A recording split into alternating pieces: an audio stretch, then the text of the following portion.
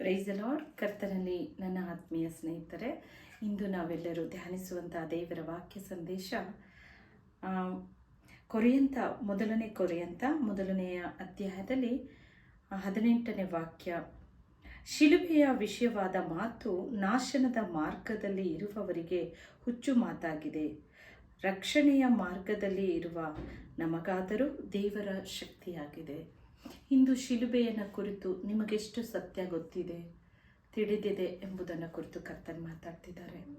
ಪ್ರಿಯರೇ, ಕಲ್ವಾರಿ ಶಿಲುಬೆ ಮೇಲೆ ಯೇಸು ಸ್ವಾಮಿ ತಾನೇ ಜೀವವನ್ನು ಕೊಟ್ಟರು. ಆತ ನಮಗಾಗಿ ಮರಣವನ್ನು ಅನುಭವಿಸಿದರು.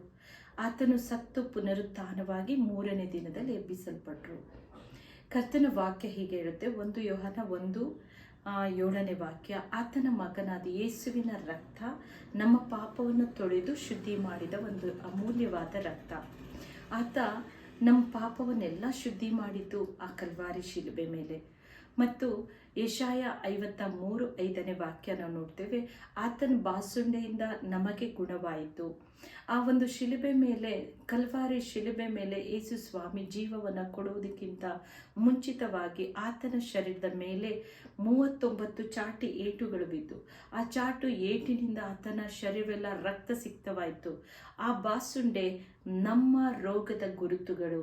ಹಾಗಾದರೆ ಕರ್ತನು ಆ ಶಿಲುಬೆ ಮೇಲೆ ಹೊತ್ತಿದ್ದು, ಆತ ಹೊತ್ತು ಜೀವ ಕೊಟ್ಟಿದ್ದು ಕೂಡ ಆ ಬಾಸುಂಡೆಗಳು ನಮ್ಮ ರೋಗದ ಗುರುತುಗಳು. ದೇವರು ಆ ಒಂದು ನಮ್ಮ ಮೇಲಿರುವಂಥ ಎಲ್ಲ ವ್ಯಾಧಿಯನ್ನು ಆತ ಹೊತ್ತು ತೀರಿಸಿದ್ರು. ಹಾಗಾದರೆ ಕರ್ತನು ಶಿಲುಬೆಯಲ್ಲಿ ಎಲ್ಲವೂ ತ್ಯಾಗಮಯವಾದ ಕಾರ್ಯಗಳನ್ನು ಮಾಡಿದ್ರು ಮತ್ತು ಸೈತಾನನ ತಲೆನ ಅಲ್ಲಿ ಜಜ್ಜಿದ್ರು. ಆತ ಮರಣವನ್ನು ಅನುಭವಿಸಿ ಪುನರುತ್ಥಾನವಾಗಿ 3ನೇ ದಿನದಲ್ಲಿ ಎದ್ದು ಬಂದರು. ಈ ಶಿಲುಬೆ ಮಾರ್ಗ, ನಿಮಗೆ ಈ ಸತ್ಯ ಗೊತ್ತಿದೆಯಾ? ಹಾಗಾದರೆ ನೀವು ರಕ್ಷಿಸಲ್ಪಡ್ತೀರಿ. ನಾವು ಯೋಹಾನ ಪತ್ರಿಕೆ 3ನೇ ಅಧ್ಯಾಯ 16ನೇ ವಾಕ್ಯದ ನೋಡ್ತೇವೆ. ಆತನ ಮಗನಾದ ಆತನ ಲೋಕದ ಮೇಲೆ ಎಷ್ಟೋ ಪ್ರೀತಿಯನ್ನು ತನ್ನ ಒಬ್ಬನೇ ಒಬ್ಬ ಮಗನನ್ನು ಕೊಟ್ಟನು. ಆತನನ್ನು ನಂಬುವ ಪ್ರತಿಯೊಬ್ಬರು ನಾಶವಾಗದೆ ಅವರ ಆತ್ಮ ನಿತ್ಯ ಜೀವದಲ್ಲಿ ಸೇರ್ಬೇಕಂತಾನೆ ಆತನನ್ನೇ ಒಪ್ಪಿಸಿಕೊಟ್ರು. ಹಾಗಾದರೆ ಶಿಲುಬೆ ಮೇಲೆ ಯೇಸು ಸ್ವಾಮಿ ಜೀವ ಕೊಟ್ಟಿರೋದು ನಮಗೋಸ್ಕರ. ಆತ ಪರಲೋಕಕ್ಕೆ, ಸ್ವರ್ಗಕ್ಕೆ ನಮಗೆ ದಾರಿಯನ್ನು ಮಾಡಿಕೊಟ್ಟಿದ್ದಾರೆ. ಈಗ ಆ ಸತ್ಯ ನಿನಗೆ ಗೊತ್ತಿದೆಯಾ? ನಾವು ಯೇಸು ಕ್ರಿಸ್ತನ ನಂಬುದಾದರೆ ನಮ್ಮ ವ್ಯಾಧಿಗಳು ಬಾಸುಂಡೆಯಾಗಿ ಹೊತ್ತ ಪರಮ ತಂದೆಯ ಬಾಸುಂಡೆಯಿಂದ ನಮಗೆ ರೋಗ ಗುಣ ಆಗುತ್ತೆ. ಈಗ ರೋಗ ಸುಮ್ಮನೆ ಸ್ವಸ್ಥವಾಗ್ತಾ ಇಲ್ಲ.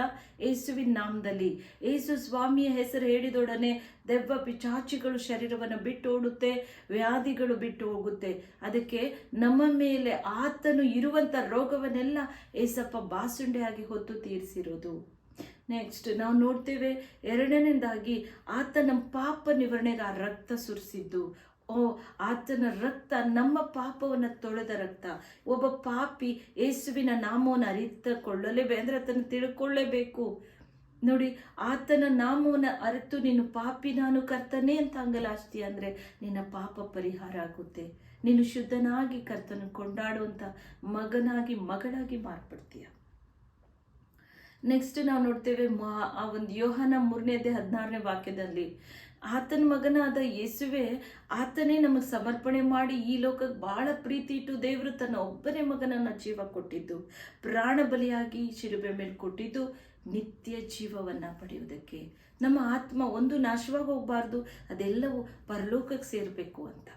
ಈ ಸತ್ಯ ಇವತ್ತು ನಿಮಗೆ ಅರ್ಥ ಆಗಿದ್ರೆ, ಈ ಸತ್ಯ ನಿನಗೆ ತಿಳಿದಿದ್ರೆ, ನೀವು ಯಾರೇ ಆಗಿದ್ರು, ಎಲ್ಲೇ ಇದ್ರು, ಎಂಥ ವ್ಯಕ್ತಿಯಾಗಿದ್ರು, ಯೇಸುವನ್ನು ಅಂಗೀಕರಿಸಿ. ಯೇಸು ಸ್ವಾಮಿಯನ್ನು ಅಂಗೀಕರಿಸಿದ ಪ್ರತಿಯೊಬ್ಬರಿಗೂ ಉತ್ತಮ ಆರೋಗ್ಯ ಕರ್ತನೇ ದಯಪಾಲಿಸ್ತಾರೆ. 2ನೇದಾಗಿ ನಮ್ಮ ಪಾಪ ಆತನು ವಿಮೋಚಿಸಿದಾನೆ. ಆತನ ರಕ್ತದಿಂದ ನಿನ್ನ ಪಾಪಗಳು ಪರಿಹಾರ ಆಗುತ್ತೆ. ನೀವು ಇವತ್ತು ಪಾಪದಲ್ಲಿ ತಡವಾರಿಸ್ತಾ ಇರ್ಬೋದು. ಈ ಪಾಪ ಬಿಡೋಕ್ಕಾಗ್ತಾ ಇಲ್ವೇ? ಈ ದುಷ್ಟ ಅಭ್ಯಾಸ, ದುಷ್ಟ ಚಟ, ಇದರ ನಿಮಿತ್ತ ನನ್ನ ಕುಟುಂಬ ಎಲ್ಲ ನಾಶವಾಗ್ತಾ ಇದೆ, ನನ್ನ ಮಕ್ಕಳು ಪಾಪದಲ್ಲಿ ಬಿದ್ದಿದ್ದಾರೆ, ನನ್ನ ಕುಟುಂಬ ಎಲ್ಲ ನರಳ್ತಾ ಇದೆ, ದೇವರೇ ಹೇಗಪ್ಪ ಇದರಿಂದ ಬಿಡುಗಡೆ? ಹೌದು, ಯೇಸುವಿನ ನಾಮ ಇಲ್ಲದೆ, ಯೇಸುವಿನ ರಕ್ತ ಇಲ್ಲದೆ ಪಾಪ ಶುದ್ಧಿ ಇಲ್ಲ. ಆತನ ಮೇಲೆ ನಂಬಿಕೆ ಇಟ್ಟು ಪ್ರಾರ್ಥಿಸಿ. ನಿಮ್ಮ ಕುಟುಂಬದಲ್ಲಿರೋ ಪಾಪ ಅದು ಆತನ ಸಂಪೂರ್ಣ ರಕ್ತದಿಂದ ತೊಳೆದು ಶುದ್ಧಿ ಮಾಡಿ ನಿಮ್ಮನ್ನು ಬಿಡುಗಡೆ ಕೊಡ್ತಾ ಇದ್ದಾರೆ. ನಂತರ ನಿತ್ಯ ಜೀವ ಪ್ರತಿ ಮನುಷ್ಯನಿಗೂ ಬೇಕು. ಇವತ್ತು ನಾವು ಹುಟ್ಟಿದ್ದೇವೆ, ನಾಳೆ ನಾವು ಸಾಯಲೇಬೇಕು. ಪ್ರಿಯರೇ, ದೇವರ ಮಾರ್ಗದಲ್ಲಿ ಅಂದರೆ ಯೋಹಾನ 14:6 ವಾಕ್ಯದಲ್ಲಿ ನೋಡ್ತೇವೆ, ನಾನೇ ಸತ್ಯ ಜೀವ ಮಾರ್ಗ, ನನ್ನ ಮೂಲಕವಾಗಿ ಹೊರತು ತಂದೆ ಬಳಿ ನೀವು ಯಾರು ಬರೋದಿಲ್ಲ. ಆ ನಿತ್ಯ ಜೀವ ಬೇಕು ನಮಗೆ. ಯೋಹಾನ 3:16 ವಾಕ್ಯದಂತೆ ಆ ನಿತ್ಯ ಜೀವ ಕರ್ಕೊಂಡು ಹೋಗೋಕ್ಕೆ, ಸ್ವರ್ಗಕ್ಕೆ ಕರ್ಕೊಂಡು ಹೋಗೋಕ್ಕೆ ದೇವರು ಒಂದು ಮಾರ್ಗ ಮಾಡಿದ್ದಾರೆ. ನಾವೆಲ್ಲರೂ ಅಲ್ಲಿ ಹೋಗಲೇಬೇಕು. ನಮ್ಮ ಆತ್ಮ ಪರಲೋಕದಲ್ಲಿ ದೇವರೊಂದಿಗಿರಬೇಕು. ಆದ್ದರಿಂದ ಇವತ್ತು ಶುದ್ಧರಾಗ್ರಿ. ಯೇಸುವಿನ ನಾಮವನ್ನು, ಯೇಸುವಿನ ಆ ಹೆಸರನ್ನು ಅರಿತುಕೊಳ್ತೀರಂದ್ರೆ ನಮಗೆ ನಿತ್ಯ ಜೀವ ಇದೆ, ನಮಗೆ ಸಂತೋಷ ಇದೆ, ಪರಲೋಕದ ಉಲ್ಲಾಸವುಳ್ಳ ಆ ಪರಿಶುದ್ಧ ಲೋಕದಲ್ಲಿ ನಾವು ಸೇರ್ತೀವಿ, ತಂದೆಯೊಟ್ಟಿಗೆ ಕೊಂಡಾಡ್ತೇವೆ. ಪ್ರಿಯರೇ, ಇಂದು ದೇವರ ಮಾತನ್ನ, ದೇವರ ವಾಕ್ಯವನ್ನ, ಯೇಸುವಿನ ನಾಮವನ್ನು ಯಾರು ಅಂಗೀಕರಿಸದೆ ಆತನ ನಿರಾಕರಿಸ್ತಿದ್ದಾರೋ ಅವರು ನಾಶ ಮಾರ್ಗದಲ್ಲಿ, ಅದು ಹುಚ್ಚು ಮಾತಾಗಿದೆ ನಿಮಗೆ. ಆದರೆ ಇವತ್ತು ಸತ್ಯವನ್ನು ತಿಳ್ಕೊಡ್ರಿ, ಸತ್ಯ ನಿಮ್ಮನ್ನು ಬಿಡುಗಡೆ ಕೊಡುತ್ತೆ.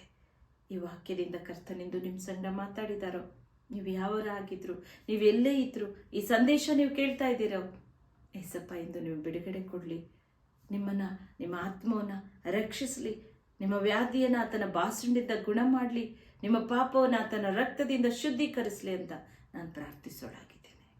ತಂದೆಯೇ, ಸ್ವಾಮಿ, ನನ್ನೊಂದಿಗೆ ಸೇರಿ ಪ್ರಾರ್ಥಿಸ್ತಾ ಇರೋ ಪ್ರತಿಯೊಬ್ಬೊಬ್ಬರನ್ನು ನೀನು ಸಂಧಿಸು. ಏಸಪ್ಪ, ಅವರು ಕಷ್ಟದಲ್ಲಿದ್ದಾರೆ, ರೋಗದಲ್ಲಿದ್ದಾರೆ, ನಿನ್ನ ಬಾಸುಂಡೆಯಿಂದ ಅವರಿಗೆ ಈಗಲೇ ಸ್ವಸ್ಥವಾಗಲಿ, ಗುಣವಾಗಲಿ. ಯೇಸುವಿನ ನಾಮದಲ್ಲಿ ಅದು ಆ ವ್ಯಾಧಿಯವರನ್ನು ಬಿಟ್ಟು ಹೋಗಲಿ ಎಂದು ಆಜ್ಞೆ ಕೊಡ್ತೇನೆ. ಎಲ್ಲ ದೆವ್ವ ಪಿಚಾಚಿ ಬಂಧನ ಬಿಚ್ಚಲ್ಪಡಲಿ ಯೇಸುವಿನ ನಾಮದಲ್ಲಿ. ತಂದೆ, ನೀನು ಈಗಲೇ ಮುಟ್ಟುತ್ತಾ ಇರೋದಕ್ಕೆ ವಂದನೆ ಪವಿತ್ರ ಆತ್ಮನೆ. ಅಪ್ಪ, ಅವರು ಪಾಪದ ಮಡಿಲಿನ ಬಿದ್ದು ನಾಶವಾಗಿ ಹೋಗ್ತಾ ಇದ್ದಾರಪ್ಪ. ಅನೇಕ ದುಷ್ಟಭ್ಯಾಸದಲ್ಲಿ ಬಿಟ್ಟು ನರಕದ ಪಾಲಾಗ್ತಿದ್ದಾರಪ್ಪ. ನಿನ್ನ ಕಲ್ವಾರ ರಕ್ತ ಅವರ ಮೇಲೆ ಸುರಿಸು ಏಸಪ್ಪ. ಶುದ್ಧಿ ಮಾಡು, ಶುದ್ಧಿ ಮಾಡು ತಂದೆ. ಅವರ ಆತ್ಮ ರಕ್ಷಿಸು, ಅವರ ಆತ್ಮ ನಿತ್ಯ ಜೀವದಲ್ಲಿ ಸೇರೋ ಆತ್ಮ ಮಾರ್ಪಡಲಿ. ಅವರ ಪಾಪ ಪರಿಹರಿಸಿ ಶುದ್ಧ ಮನಸ್ಸನ್ನ, ನಿರ್ಮಲ ಹೃದಯವನ್ನು ಅವ್ರಿಗೆ ಕೊಡು ಸ್ವಾಮಿ. ಈಗಲೇ ನೀನು ಮಾರ್ಪಡಿಸ್ತಾ ಇದೆಯಾ, ವಂದನೆ ಅಪ್ಪ. ನೀನು ಒಬ್ಬೊಬ್ಬರನ್ನು ಮುಟ್ಟಿ ನೀನು ಆಶೀರ್ವಾದ ಮಾಡಿದಕ್ಕೆ ವಂದನೆ ಅಪ್ಪ. ನಿನ್ನ ನಾಮ ಮಹಿಮೆ ಆಗಲಿ. ಯೇಸುವಿನ ನಾಮದಲ್ಲಿ ನಾವು ಬೇಡಿಕೊಳ್ಳುತ್ತೇವೆ ತಂದೆ.